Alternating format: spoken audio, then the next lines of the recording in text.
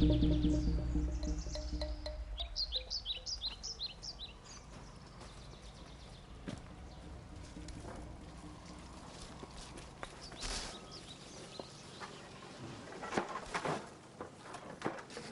là, c'est un piège d'interception.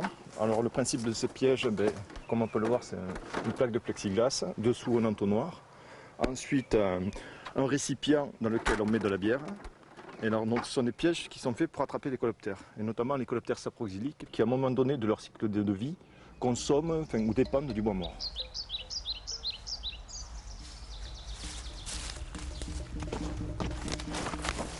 Sur les forêts de la Comté, j'ai 40 pièges de ce type, et qui va inventorier tous les types de milieux, tous les faciès de végétation sur la forêt. Donc là, ce piège, il est en bas par rapport à celui qu'on a vu tout à l'heure, qui était placé à peu près à 10 mètres de hauteur. Donc le but de la manip, c'est de montrer où se déplacent les insectes. Soit ils se déplacent en hauteur, et soit à faible hauteur. Donc là, par rapport à tout à l'heure, il y a déjà un peu plus de bêtes. Alors on va prendre celle-ci.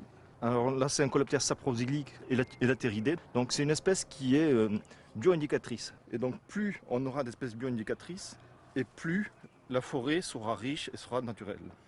Donc par l'intermédiaire des pièges d'interception, on peut faire des inventaires, donc obtenir toute une série d'insectes et quantifier le nombre d'espèces bio-indicatrices, ce qui nous permet de qualifier l'intérêt des forêts et de comparer les massifs forestiers entre eux. Donc voilà ce qu'on appelle un coléoptère saproxylique, donc un cérambycidé. Donc le cérambycidé, il faut savoir dans l'esprit des gens, ce qu'on appelle les capricornes. Dès qu'on dit capricorne, les gens disent « Ah mon Dieu, mes charpentes ». Or il faut savoir qu'en France, il y a à peu près 275 espèces de capricornes et seulement 2 sont capables d'attaquer les charpentes. Ce ne sont pas du tout des nuisibles, parce qu'il faut savoir qu'un arbre tel que celui-ci là qui est mort, toute sa vie, il a capitalisé de la matière organique qu'il a mis dans les branches, dans son tronc.